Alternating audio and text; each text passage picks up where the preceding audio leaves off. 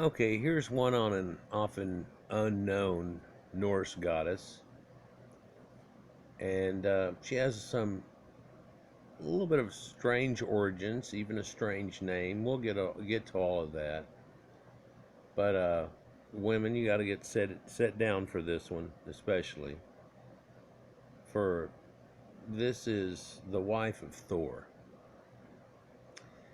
and she is a goddess of grain, and her hair is shown as blonde because of that effect. And again, this is probably the sixth time here just in this year.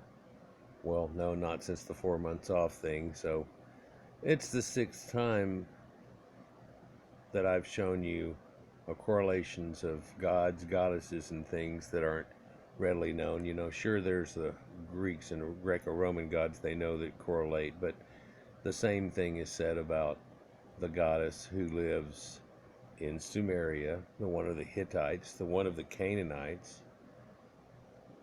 the one that was in Greece and Rome, where she's known as Ceres.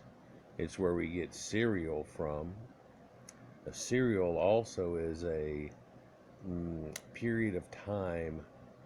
So they talk about like a serial killer and something that happens over and over again, like this epic situation. My first inkling of her actually that I got was in reading the Epic of Beowulf, and she's alluded to in there, and in talking to my teacher at the time of it, that's who that was, but I didn't know much about her other than that. I read some else up, and whenever I read the Prose Edda and a few other things, she's mentioned in that also. So let's get into this, for this is called The Story of Scyth, powerful wife of Norse god Thor. Now, Scyth sounds like Scyth, like Scythians, and for a reason. For this is Scyth.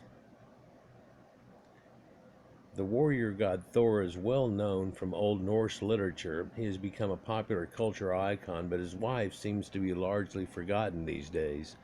However, Sif was once recognized as an important Norse goddess and a powerful neck which helped rule the head.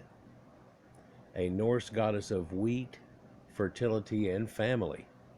Sif is known as a Norse deity whose powerful position was dictated by her marriage. She appears in the poetic Edda and Prose Edda, which are best known 13th century traditional sources on Norse mythology. And then there's Snorri Sturluson's tales and stuff that you can get into stuff about too, but she's better known from these two. In these texts, Sif appears as a beautiful woman with long golden hair. She was described as the mother of the goddess Third, meaning might, a goddess of the storm, and god Uller, meaning the magnificent, a god of winter. And this is kind of like a father time situation, but also if we look at it in correlation, she's like Demeter, and they'll correlate it too here in a little bit, but Demeter, which is Ceres, the Greek version Demeter, and where that comes from still shows its Proto-Indo-European roots, like I showed you with Jupiter and how that is Dio Pater, right? And so Dios Pater become Jew Pater, and there was no J until way up into the 1500s pretty much, and so things were, Iupiter, like Iapetus, like Japheth, like the Bible idea, like there's a connection there. It's all variations on a theme, and this is kind of variations on a theme of it. Researchers suggest that she represented the fields of wheat, which had a golden color similar to her hair. So in the Demeter story, Demeter is the goddess of grain also, but her parents are Kronos and Rhea, and her kids are Persephone, and so on. So there's this whole connection that goes on there, and she ends up marrying who? but her, in some tales, half brother Zeus. So that's the storm god. And I'll be damned if, if in this tale it isn't this same storm god getting with this goddess of grain and so on, right? And that seems to connect right across the board for some strange reason. And a lot of people don't make these connections at all. And if they do, you're told that somehow you're a fool, but it just keeps happening again. I recently did one on storm gods, and I mention her whenever I get to Thor, but it's just a slight mention because I think, if I remember, I said that I might do a video on her whenever I'm doing Celts and all the mythology of the place. Let's go on. Since the beginning, Scyth was associated with fertility and family caregiving, and she was connected with the rowan tree. Her name means relation to marriage. She may also be represented in the Old English poem Beowulf, which I told you about. The number of references of the goddess suggests that she was very important to the Norse people until at least the early medieval period. Forgot to say something about Demeter and Dios and how that goes along with it. For Dios Pater is Jupiter, right? And there's your storm god. But then we also have Demeter, and that's De, as in the DE that gives the herald to the Tuatha De Danann, that I've done a recent video about that hopefully will be out by the time I put this out. But Meter is mother, and that's ancient Proto-Indo-European, and it matches up to Meter and Mater and mother from all the way over in Sanskrit to all the way up into Ireland. In the language, just a couple of steps back, like we talk about, before the Babylon situation and everybody freaked out, there was a point that everybody that's concerned in that Bible spoke the same language. And it's something that they kept the ideal of.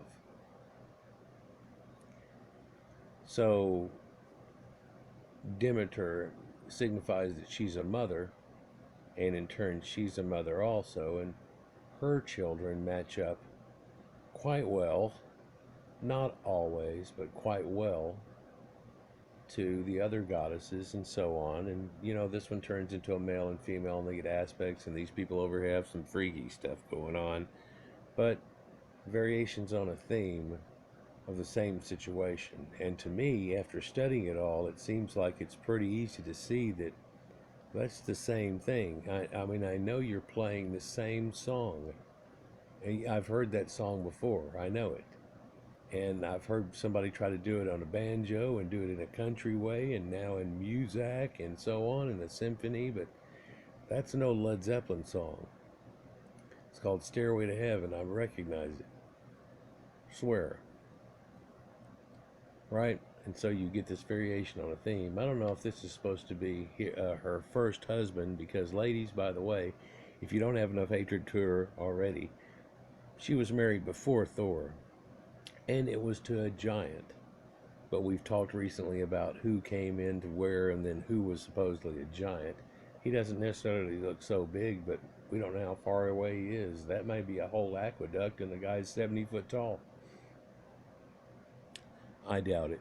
It's not portrayed in this way. But look at her long hair here. It's almost like Vril Society situation. What da ting. But yeah, this long flowing golden hair and her long dress. That was done in 1909. The legend of Scyth. The story in both Eddas about Scyth is similar. She appears in the poem about Harbedshjold. Don't get on me about mispronunciations, of the Poetic Edda. Here she meets Thor. They two engage, but Harbador refuses to ferry Thor to the bay. The action of the poem contains many insults from Thor, and Harbour punishes him by telling him that Scyth has another lover, that he has a lover. Thor gets angry but tells his enemy that that's a lie, right? So this thing goes off on it. This is a drawing from of the Elder, or the Poetic Edda. It's known as the Elder. But if you look here, they're on almost a Last Supper type of situation going on, and it's got a chalice that looks kind of like it. Looks a little, but no, it's totally different. Surrounded by trees that are swirling in, and or smoke or clouds. But there's also this harp that's here. It's made to look like a worm or a snake with a funny little duck head type thing in its mouth. And then this is supposed to be her, and this is supposed to be Thor. I know you think of Thor looking a lot like this, but this is a little later. And this is Loki, I'm guessing. If this is a scene, I think it is whatsoever. But so, okay, let's. In another part, Sif appears in a scene with Loki, another Norse god. It's a scene related to the crystal cup of mead. Ding, but also provides an example of Loki's personality, as the god lies by swearing that Sif had a romance with him. And is this the point wherever it comes out? When one of the things that comes out in a story, because it's told in another part, that Loki actually, to dissuade somebody away from doing something else, he turned into a female horse, and he actually got, how do you say it? Yeah. And so I think that comes out of in the idea of it and everything. But Sif sleeps while Loki lurks behind an illustration. Behind in an illustration. Oh, is this supposed to be just an illustration of him? Or is it, or are they just saying that this is, they're just saying it's an illustration. So he's coming up on her and she's still asleep. Okay. In the Prose Edda, Sif appears in the prologue section and in chapter 31 of the Gylfaginning, but also in a few more places. Analysis of these texts reminds one of reading an old alphabet in the dark, but some researchers have made interesting conclusions about her based on these accounts. According to Ellis Davidson, there are some explanations about her position in the pantheon of Norse deities. And so she goes into this here. Ice cream. No, that's toilet. The cult of Thor was linked up with men's habitation and possessions and well-being of the family and community. This included the fruitfulness of the fields, and Thor, although pictured primarily as a storm god in the myths, was also concerned with the fertility and preservation of the seasonal round. Well, that works if he's a storm god with the fertility of the land and stuff. That's where this comes in. When people become farmers, it seemed like this eventually took over because we were waiting and hoping for rain to either flood up the fields or do whatever that it took to make it happen. So it just makes kind of sense. It was also concerned with the fertility and preservation of the seasonal round, and in our own times, little stone axes, in our own times, recently, little stone axes from the distant past have been used as fertility symbols and placed by the farmer in the holes made by the drill to receive the first seeds of spring. Thor's marriage with Sif of the golden hair, about which we hear little in the myth, seems to be a memory of the ancient symbol of the divine marriage between sky god and earth goddess when he comes to earth in the thunderstorm, and the storm brings the rain which makes the fields fertile. In this way, Thor, as well as Odin, may be seen to continue the cult of the sky god, which was known throughout the Bronze Age. And so we talk about Ninurta and how it ended up becoming Marduk. and Baal, the storm god. And Yahweh is really portrayed as the storm god. He shows up in a cloud upon a mountain and creating lightning and things like this. So at least at that point, whenever they're worshiping and flip-flopping back and forth, it is actually a storm god. So here's a good picture of her here too that somebody's drawn as a likeness, I guess. And she's got one of those horns, but this isn't to blow. For the one that she, whenever you play D&D, by the way, that's like a horn of blasting, and she uses it to call them to Valhalla and do these things. But if you ever get one, it doesn't do the thing that it would for you. Like, yeah, hey, you can just, look into the crystal ball and call Santa Claus, but that isn't the way it works. But whenever you blast it out, it blasts people back, and as long as they're not a high level creature, it stuns them, so it gives them a minus for a short period of time and stuff. And it can also make you run real fast for a minute. And you can get that in that D&D game that I play, but there's also another version that makes your action points go up and clocks them up so you can do your daily power attack faster from it. But this one is a drinking one, you can see, because it doesn't have the end on it. And so, yeah, the long blonde hair. What else she got going on? Well, it looks like she's got a pipe. And that's a thing. Scyth from a Swedish translation of the Edda. And that variation of pottery looks so familiar. That's strange. So she's got a pipe. Man, that holds a whole lot, too. That's not just some little thing here. That's not even your granddad's pipe here. Thor was her second husband, though. The first one was the giant Orvandil. Sif seems to be a similar goddess to Freya, which Friday is named after. Fugorian, Jord, and Gelfgun. Try that. It is likely that the legends about these deities were inspired by each other. She was also sort of a Norse Demeter, so mentions out what I've said, who was associated with vegetation on the surface of the earth as well as fertility. Pardon me. And so, moreover, Sylph is depicted as a prophetess who knew and could see more than those around her. She was believed to be a goddess who helped others to find solutions and peace in difficult times, being that hypothetical mother.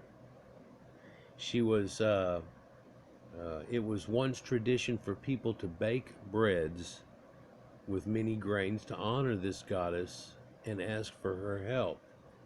I'll be damned if that doesn't sound familiar. With here we go with Anana and the whole 9 yards, and it rolls all the way across. In fact, they tell you in the Bible that, yep, God's got a wife, and they break bread for Asherah. Isn't that convenient? A goddess for all times. Other themes associated with Sif are kinship, the arts, summer, passion, and the sun. In iconography, her symbols are gold, a beautiful female with golden cascading hair, and the sun. She was an earth goddess whose long golden hair was described as shining brighter than the sun. And in one depiction, some guy gave a description long ago about it that was like, okay, you know how you can polish up brass or gold, and then just like chrome on a car, it'll gleam off of it. Wham, you can look at that and then you say, man, it's brighter than the sun, but it's actually just a reflection of the sun you were not expecting in any way. Sif was also able to dominate the sky with her light. Moreover, during the summer, she supposedly liked to make love to Thor beneath the open sky in the fields. And the fields is a way of saying going and having sex and stuff in the old days. And that's seen in the Bibles, and they talk about it there, but in other cultures too. The same similar reference is used. Sometimes people would say that if they heard a couple making love in such a place, it could have been Sif with Thor, so they don't disturb them.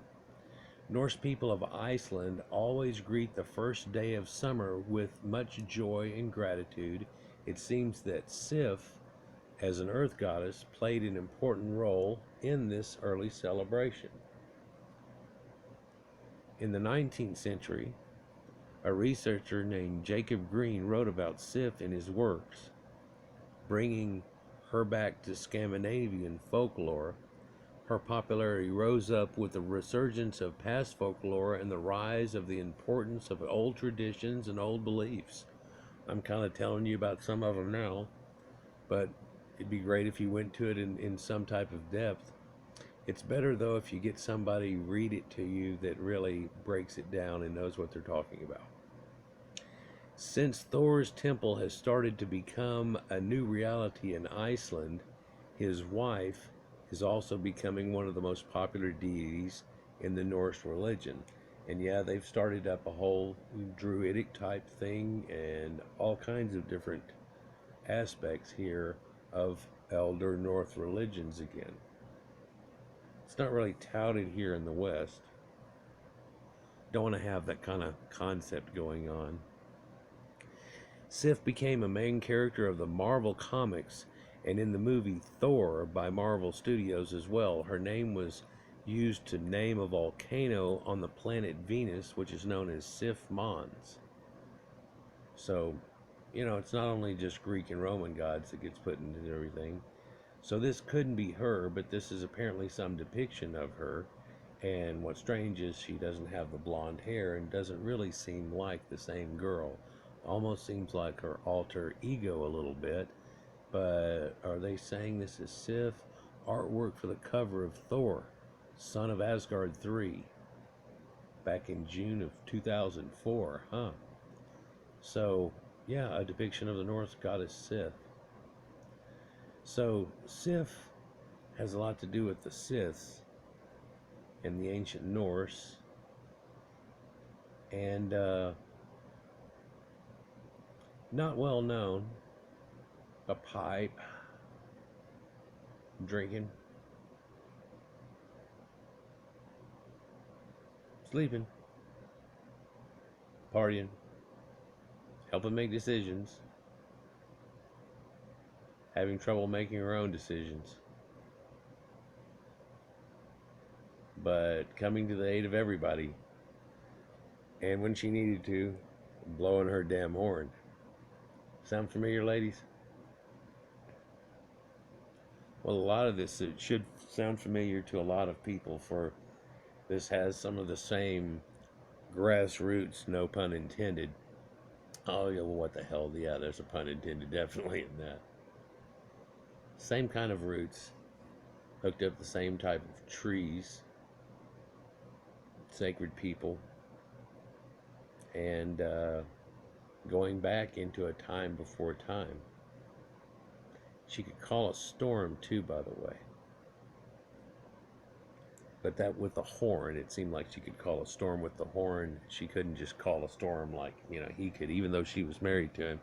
They have a daughter, though, that can do this because she gets crossbred with Thor, who gives her this effect. And she's supposed to end up being, they get different aspects. And boy, whenever she turns into a teenager, doesn't that make some tempests show up? Like, share, and subscribe, and enjoy, and we'll get on to some more stories here. We're currently rolling through Celtic stuff, and if you haven't been watching my stuff, look back through some of the last of it.